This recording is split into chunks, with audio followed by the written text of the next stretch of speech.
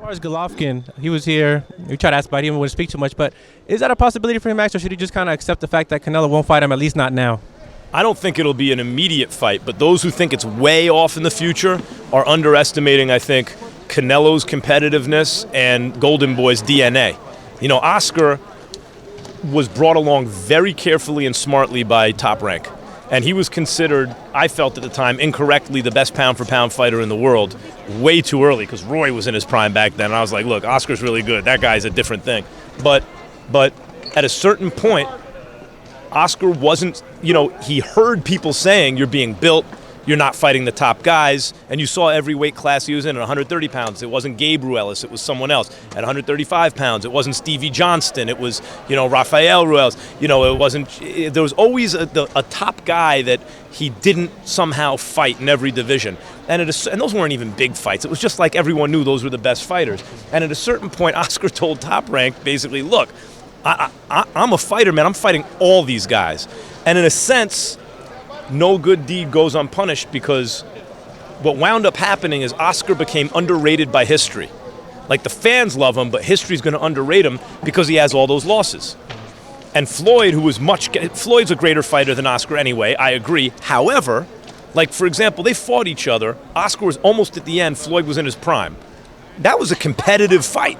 It shouldn't have been a split decision. Floyd won, but that was a competitive fight, and Oscar was basically done. So he's closer to the Floyd level, I think, than people realize. He's a great fighter, but all the losses have, Oscar, you don't think of him as like a pound-for-pound all-time guy.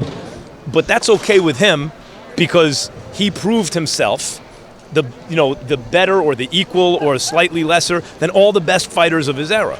That's who Oscar is. That's in the DNA of his promotional company. You saw as soon as he got control of Golden Boy, they make fights where if you're looking at it, you go, that's not in their best business interest all the time, but that's what they're about. Let's make good fights, and that's what Canelo's about. So in the end, dollars and cents are going to say there's not going to be an immediate Canelo Triple G fight, most likely. But I just have a feeling that fight is going to come sooner than people expect.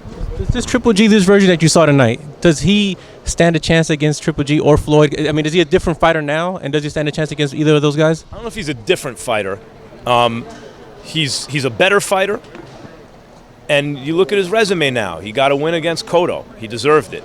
He got a win against Lara. And you know me, I love Cuban boxing, but I thought he deserved it. You know, I thought Canelo won that fight. You could have given it to Lara, but my card had Canelo. Same thing with Trout. Like, he's beating young, excellent fighters in their primes in close competitive fights, and great smaller fighters, you know, by a decisive margin. He's really good. Canelo's really good. To beat Floyd or Triple G, you have to be great.